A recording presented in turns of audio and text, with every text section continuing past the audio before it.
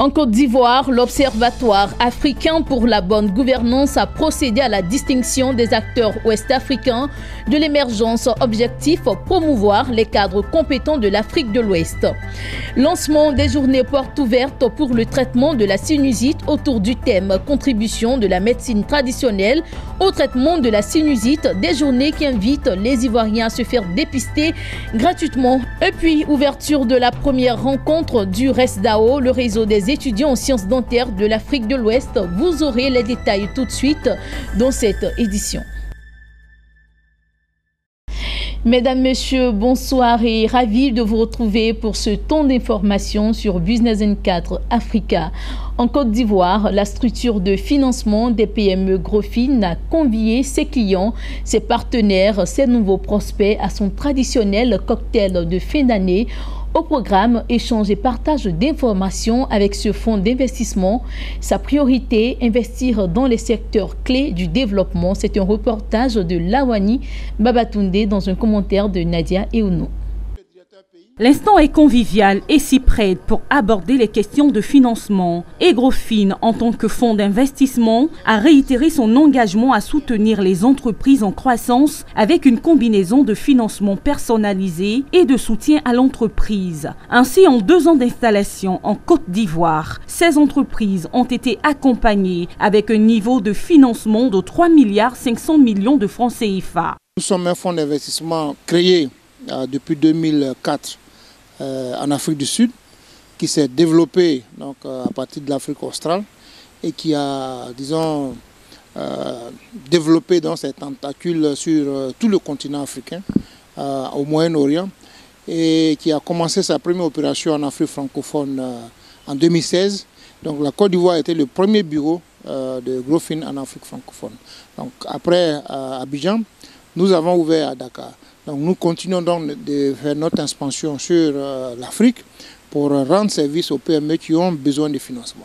Les entrepreneurs et financiers invités à cette séance d'information semblent avoir été édifiés sur la méthode de Grofin et s'en réjouissent pour le développement du secteur privé en Côte d'Ivoire. Des structures comme ça sont le bienvenu pour accompagner des entrepreneurs locaux.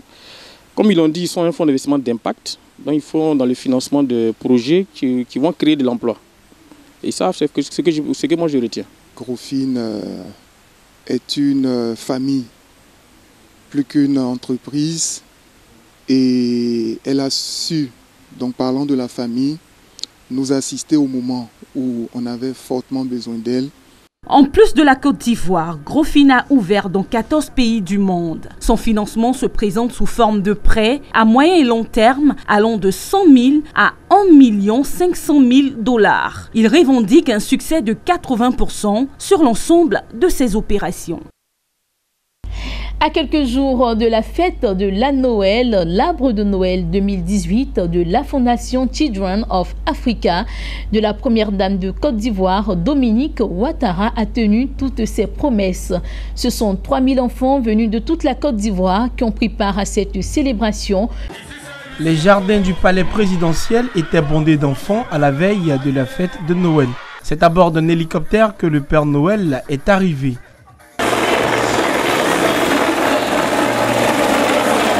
Plus de 3000 enfants issus de diverses ONG, orphelinats et autres associations ont répondu au rendez-vous de Dominique Ouattara, première dame de Côte d'Ivoire, présidente de la Fondation Children of Africa.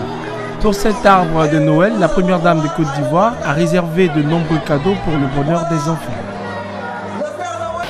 Mes chers enfants, la période de la fête de Noël est l'occasion pour moi de passer du temps avec vous et de vous offrir des cadeaux. Nous avons l'occasion à cette saison de partager d'inoubliables moments de bonheur dont nous gardons le souvenir tout au long de l'année. Ce sont des instants que j'affectionne particulièrement. Magie, prestations artistiques, danse, la Noël 2018 restera à jamais gravée dans le cœur de 3000 enfants venus prendre part à cette fête. Ces enfants venus d'Abidjan et diverses localités du pays n'ont pas boudé leur plaisir. Je suis contente de venir voir maman Dominique et elle m'a remis un cadeau. Je veux lui dire que je suis heureuse de m'avoir donné ce cadeau et qu'elle continue dans tout ce qu'elle fait et que Dieu la bénisse. Je dis merci à maman Dominique pour l'avoir, elle m'a donné le cadeau. Que Dieu la bénisse. C'est désormais une tradition en Côte d'Ivoire. La première dame Dominique Ouattara ne cesse de faire le bonheur des enfants. Les tout-petits sont repartis avec des souvenirs et des rêves plein la tête, laissant la magie de Noël éclairer leur vie.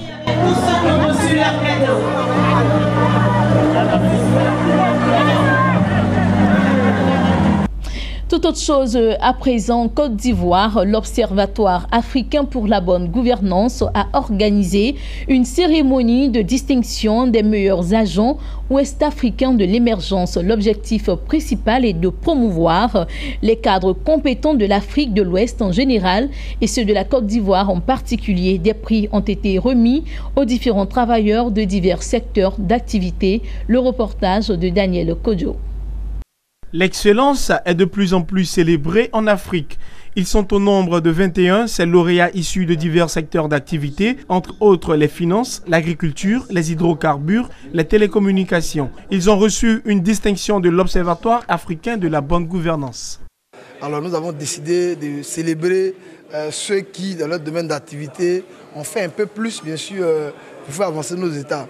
C'est comme ça que nous réunissons ce soir une vingtaine de lauréats venus un peu partout, bien sûr, dans la sous-région ouest africaine, à commencer par la Côte d'Ivoire, le Burkina Faso, le Libéria, la Guinée-Conakry, etc. L'Observatoire africain de la bonne gouvernance veut, par cette deuxième édition de distinction des acteurs ouest-africains de l'émergence, saluer le travail abattu par les hommes de valeur. Cette initiative est saluée par le gouvernement ivoirien, représenté par Souleymane Cissé, parrain de la cérémonie, par ailleurs conseiller du Premier ministre Amadou Gon Coulibaly. Tant qu'il est question de faire la promotion des acteurs qui contribuent à l'atteinte de l'émergence à un horizon raisonnable, nous ne pouvons que accepter d'apporter notre soutien et d'associer notre image. Poser des actes concrets pour le développement de l'Afrique, les distingués fiers de cette reconnaissance entendent continuer dans cette lancée et améliorer leur savoir-faire. Oui, c'est bien évidemment de la satisfaction, de la joie que nous éprouvons. Cependant, ça m'interpelle en ce sens que nous sommes arrivés à une étape. Il ne faudrait pas que nous rétrogradions.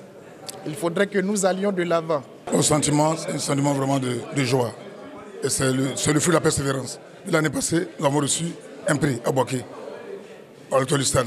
Cette année encore, la deuxième année, nous venons d'être distingués encore. Donc ravis. L'Observatoire africain pour la promotion de la bonne gouvernance et le développement est une structure apolitique qui regroupe les communicateurs, les journalistes et hommes de la société civile. L'objectif principal est de promouvoir les cadres et compétences des pays de l'Afrique de l'Ouest. Un mot d'enseignement présent dans ce journal. Toujours en Côte d'Ivoire, HEC Abidjan a procédé à la remise de diplômes à ses étudiants en fin de cycle. Plus d'une dizaine de jeunes hommes et femmes ont reçu leur parchemin devant leurs parents et amis, prêts désormais à affronter le marché du travail. Le reportage est signé Lawani Babatunde. Les somptueux jardins de HEC Abidjan ont abrité le cérémonial de distinction des étudiants en fin de formation. Depuis 18 ans, cette école supérieure, située dans le quartier chic de Cocody à Abidjan, met des compétences à la disposition du monde professionnel. Aujourd'hui encore, ils sont plus d'une dizaine, licences professionnelles et bachelors en poche, à vouloir servir efficacement les entreprises d'ici et d'ailleurs. Je viens d'avoir un diplôme en licence professionnelle, finance, banque et assurance et un bachelor en gestion financière et trésorerie. Je me sens suffisamment prête pour affronter le marché du travail. Je viens d'obtenir un bachelor européen de webmaster et une licence professionnelle en génie logiciel. Et je suis très heureux déjà parce que c'est le fruit de 3 années de dur labeur. Cette cérémonie de graduation est placée sous le signe de la fierté. Fierté pour les premiers responsables de l'établissement pour avoir accompli leur mission et pour les parents, témoins de la réussite de leurs enfants. Je pense que HEC réunit toutes les valeurs pour que nos enfants puissent réussir leur diplôme et embrasser une belle carrière professionnelle. Tout homme aspire à l'excellence. Et puis bon, le domaine de la formation, c'est un sacerdoce. Je pense qu'en tant que fondateur, c'est un domaine, je dis bien, c'est une entreprise privée. Mais on ne vient pas ici pour être milliardaire. Je vous dis qu'un étudiant BTS, c'est 300 000. Pour avoir 300 millions, il faut avoir 1000 étudiants. Mais c'est un sacerdoce que nous aimons. Parce que moi-même, je suis titulaire d'un diplôme en mathématiques de l'ENS d'Abidjan. Donc on peut être fondateur, mais moi je suis éducateur, je suis formateur. Donc j'y tiens à l'excellence, j'y tiens à la formation.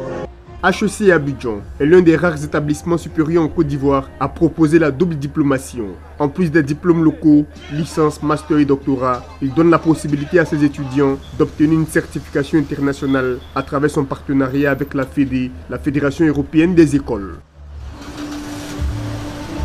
Et puis, dans le domaine médical, la contribution de la médecine traditionnelle au traitement de la sinusite, c'est le thème retenu pour les journées portes ouvertes au centre de naturothérapie spécialisé en sinusite. Du 21 au 28 décembre prochain, les populations sont invitées à se faire dépister gratuitement. Le lancement de ces journées portes ouvertes s'est fait en présence du ministre ivoirien de la Santé et de l'Hygiène publique, Aka Aoulé, et les membres de la Fédération des tradipraticiens de Côte d'Ivoire. Vous souffrez de sinusite ou avez-vous un proche victime de cette maladie? Le centre naturothérapeute spécialisé en sinusite entend vulgariser l'information selon laquelle la sinusite se traite bel et bien en Côte d'Ivoire. Tel est le motif majeur de ces journées portes ouvertes. Nous avons constaté, après 12 ans d'existence, que la sinusite demeure encore méconnue. Malgré les 150 000 personnes que nous avons traitées, et dont plus de 12 000 venus de l'extérieur de la Côte d'Ivoire, c'est encore une goutte d'eau dans la mer. Parce que selon les statistiques de l'OMS, 20% de la population mondiale souffre des infections rhinocéliennes. Si on applique ce taux à la population ivoirienne de 22 millions, c'est 4 400 000 personnes qui souffrent de la sinusite. Donc 150 000 personnes, c'est encore une goutte d'eau dans la mer. C'est pourquoi le ministre de la Santé nous a demandé d'organiser ces journées pour faire en vue de sensibiliser la population.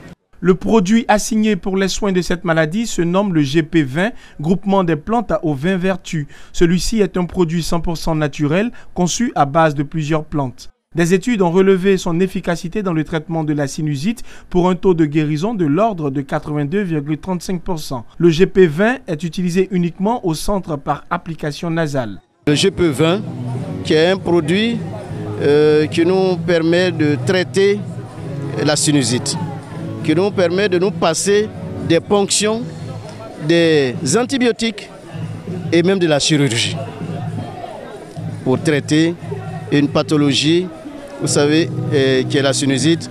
La médecine traditionnelle conserve une place considérable dans le système de santé africain. À ce jour, l'on dénombre plus de 100 000 patients venus de la Côte d'Ivoire et de la sous-région repartis satisfaits. Alors, j'ai été guéri de la sinusite en 2004, précisément par ce centre. J'ai dû faire des traitements accélérés et ces traitements ont montré leur efficacité à travers le produit que j'ai nommé GP20. C'est grâce à ce centre-là que j'ai aujourd'hui, vraiment, j'ai eu la guérison. Il faut dire que j'ai été malade pendant plus de 10 années. Moi, c'est par la suite d'un accident que j'ai eu ce mal-là. Et quand je suis arrivé ici, après plusieurs séances, on m'a demandé de faire des scanners. Quand j'ai fait le scanner a révélé la guérison. Et j'ai même poussé le bilan un peu plus loin en faisant l'IRM. Et c'est l'IRM qui a confirmé la guérison. À la lumière de ces témoignages, la médecine traditionnelle contribue étroitement au traitement de la sinusite. Ce fait réjouit Aka Aoulé, ministre ivoirien en charge de la santé et de l'hygiène publique. Bien qu'il trouve un pont entre la médecine traditionnelle et la médecine moderne, le ministre Aka Aoulé invite les tradipraticiens à collaborer avec les acteurs de la médecine moderne. Au regard de vos expériences en la matière, je vous exhorte, chers praticiens de la naturothérapie, à plus de collaboration avec les acteurs du système de santé. C'est pour ça que je suis venu. Nous devons collaborer ensemble. Il n'y a pas d'un côté la médecine moderne et de l'autre une médecine traditionnelle cachée quelque part. Elle ne doit pas avoir vote, elle doit être vue et sûre de tous. La clinique Centre Naturothérapie spécialisée en sinusite, CNS Sinusite, offre des conditions optimales de sécurité, d'efficacité et de qualité nécessaires à la prise en charge des malades de la sinusite. C'est un reportage signé Daniel Kodjo et on poursuit toujours dans le secteur médical. Il s'est tenu à Abidjan la première rencontre du RESDAO, entendez le réseau des étudiants en sciences dentaires de l'Afrique de l'Ouest. Autour du thème central médecine dentaire, une discipline au cœur de la santé générale, les étudiants ont échangé sur 3 sujets. Il s'agit notamment du rôle du dentiste, sa contribution dans la résolution des problèmes de santé et le besoin d'intégration des étudiants dentistes ouest-africains. Le point avec Mondésir Nascimento. Contribuer à l'harmonisation sous-régionale des programmes d'études en odontologie, susciter la jeunesse africaine au métier de dentiste et fédérer les étudiants dentistes de l'Afrique de l'Ouest dans un creuset de partage, c'est tout l'enjeu de la première édition des journées scientifiques du RESDAO, réseau des étudiants en sciences dentaires de l'Afrique de l'Ouest. À cette matinée de l'ouverture de la première rencontre scientifique du réseau des étudiants en sciences dentaires de l'Afrique de l'Ouest, dont le thème général se porte sur la médecine dentaire, une discipline au cœur de la santé générale. Ce thème fédérateur qui a tout son sens dans ce monde où la médecine dentaire a beaucoup contribué. Tenu pour la première fois à Abidjan, les journées scientifiques du RESDAO permettront aux étudiants venus du Sénégal, du Mali, de la Guinée, du Bénin, entre autres, de se pencher sur les questions d'actualité de leur domaine. Il s'agit notamment du rôle du dentiste dans la société, sa contribution dans la résolution des problèmes de santé publique et le besoin d'intégration des étudiants ouest-africains. Nous avons décidé d'organiser des rencontres tournantes et la Côte d'Ivoire a été choisie pour cette édition 2018. Nos attentes par rapport à ces journées, c'est d'abord de favoriser l'intégration, de tisser des liens de solidarité entre étudiants en médecine dentaire en Afrique de l'Ouest et de promouvoir aussi la santé bucco-dentaire, étant donné que nous sommes dans des zones où la santé bucco-dentaire n'est pas très souvent respectée. Pour un congrès, je peux dire qu'il a bien débuté, qu'il a bien commencé. Le vice-douanier de la pédagogie à l'université Félix Houphouët-Boigny d'Abidjan a, au nom du président de l'université Félix Houphouët-Boigny d'Abidjan, félicité les étudiants et souhaité que ces journées contribuent à la mise en commun d'une maquette pédagogique. Notons que 6 délégations étaient présentes à cette première édition des journées scientifiques du réseau des étudiants en sciences dentaires de l'Afrique de l'Ouest. La violence va occuper une place dans les universités ces dernières années sur l'ensemble du territoire. Après Abidjan, à Bouaké, le président de l'université Alassane Ouattara, professeur Kwame Lazare, s'est fixé l'objectif de créer un climat de paix sur le campus. En si peu de temps, on constate que l'ensemble des étudiants ont rejoint sa campagne de sensibilisation sur les valeurs de la paix. C'est un reportage de Thio Chang dans un commentaire de Nadia Euno. À Bouaké, la crise militaro-politique de 2002 à 2011 est aussi passée sur l'espace universitaire. Les 2 campus avaient été totalement ravagés, rénovés après l'arrivée du professeur Kwame Lazare, président de l'université Alassane Ouattara. Cette infrastructure de formation fait peau neuve désormais. Mais tout n'est pas rose sur le campus de Bouaké. Voisin au camp génie des militaires et le camp pénal, il arrive parfois de constater des affrontements entre étudiants et forces armées. Face à cette situation, les étudiants disent prôner désormais la paix. Le 28 novembre dernier, 11 étudiants avaient été blessés à balles réelles.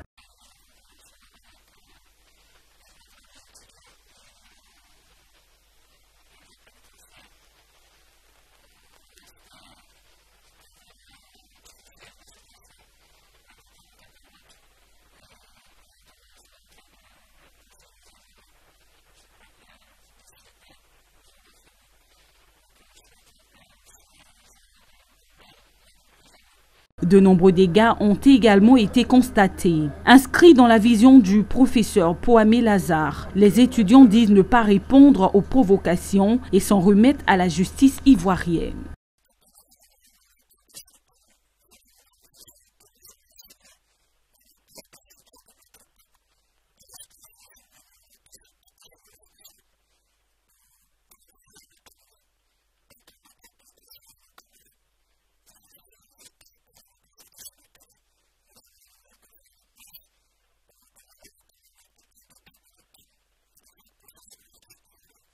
Inscrit dans la logique de la pacification de l'espace prôné par le président de l'université, le CEICI attend toujours redorer le blason des 2 campus de Bouaké. Fin de cette édition. Merci à vous, chers téléspectateurs, pour votre attention. L'information se poursuit sur Business 24 Africa. À très bientôt.